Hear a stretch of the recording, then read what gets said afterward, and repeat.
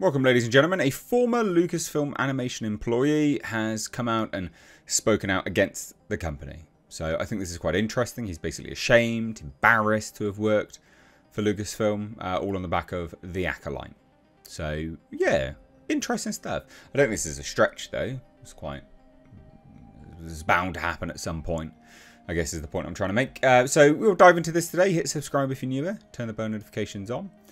And yeah, let's take a look. This is an article on That Park Place.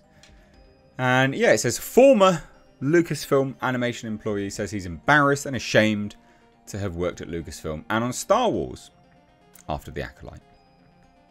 So, let's scroll down and have a look. As it says here, a former Lucasfilm employee, recently shared that he's embarrassed to have worked on Star Wars in the wake of the Acolyte releasing on Disney+. Interestingly, the video is now taken down. So this individual runs a YouTube channel. But he took the video down, interestingly. So I wonder if he's copped a lot of flack from Lucasfilm themselves. I don't know.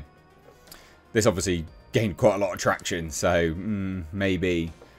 So the employee who runs a channel called Knee Pain detailed he was at Lucasfilm when the company was sold by George Lucas to the Walt Disney Company. And he said, and quote, "I was there when that happened and watched 90% of my co-workers get laid off. I was lucky enough to survive that layoff.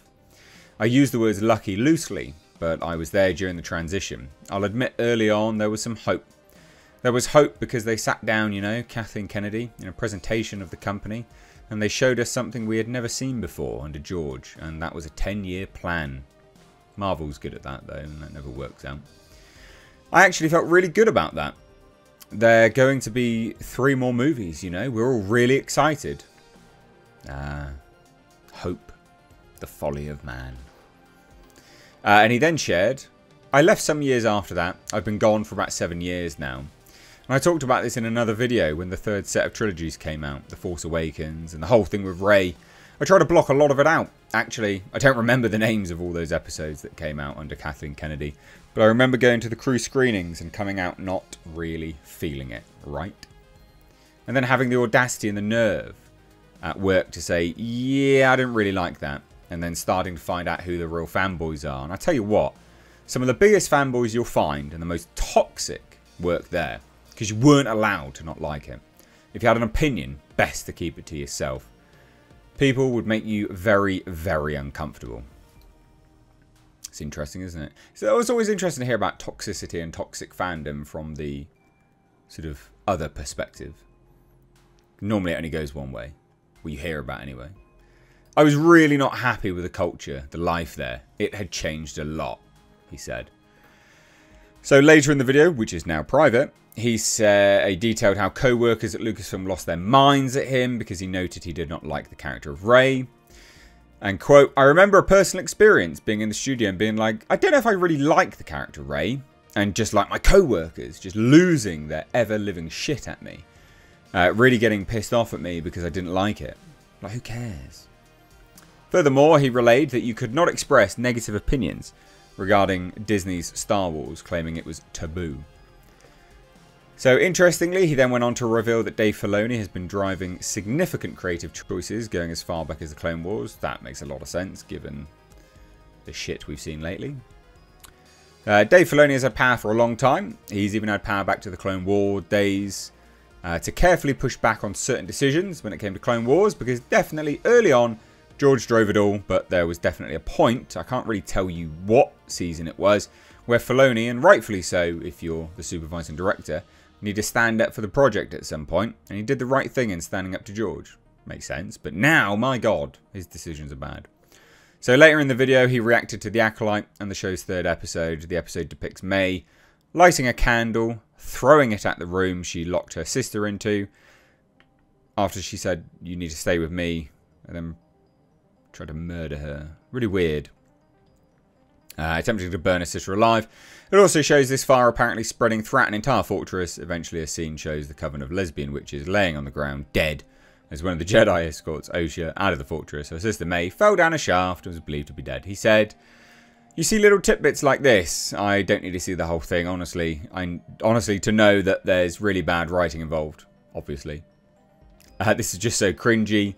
outside the blasted song. That was awful. Yeah, that's that. The power of one. The power of two. The power of many. Ugh. Awful. Dog shit. So then after watching a clip of Corel tell Mother Anastasia that she carried the twins and Mother Anastasia informing her that she created them, he said, honestly, between clips like that and this overwhelmingly negative responses by the fans, why on earth would I want to subscribe to Disney Plus to actually watch this so I could have an informed opinion? My opinion's informed enough, which is true. I mean, the clips circulating are pretty damning as is. So he then went on to say, and quote, it used to be kind of nice to have that part of life on the resume. It made for a good icebreaker, especially when I got out of the industry. Now it's kind of embarrassing, actually. It really actually kind of is embarrassing. I can't believe I'm actually kind of ashamed a little bit. Now, with that said, I think I'd be more ashamed if I'd worked at Lucasfilm over the past 6 to 8 years. That's definitely worth being ashamed of. Oh, I love it. I left before things got really bad, but I'm still kind of ashamed. And I do feel bad for the fans. But the new people are not ashamed. They don't care. They have no shame. You cannot shame the shameless. So finally, he concluded his video by informing viewers that Star Wars is not going to get any better. Quote, I've known for a long time it's not going to get any better. I could have told a lot of you this from personal experience and from what I've seen, what I know. It was never going to get better. I knew they were going to double down, quadruple down on their position and just keep going in that direction. And here it is. A lot of people are saying, oh, that's it. This episode 3 of Acolyte has killed Star Wars. I disagree with that one. I think we have yet to see Star Wars truly die. Bold. They're going to take it one step further. Just you wait and see. We have yet to see their final form. Not even my final form. This is not the end boss. We have yet to actually see the end boss. The true bottom of the barrel of the abysmal thing they call creativity at that company. We have yet to see its final form. These are mini-bosses. Leslie Headland is a mini-boss. I think Kathleen Kennedy a mini-boss, honestly. Is Filoni the final boss? Who knows? Who knows? But it is going to get worse. Just you wait. It's going to get worse. I guarantee it.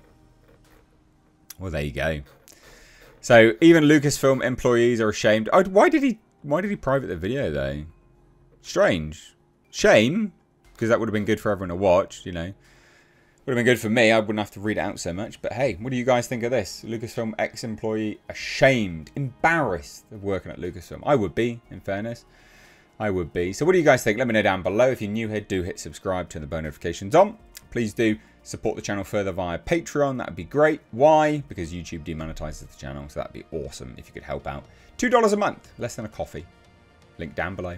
Cheers, guys. Take care. Bye-bye now.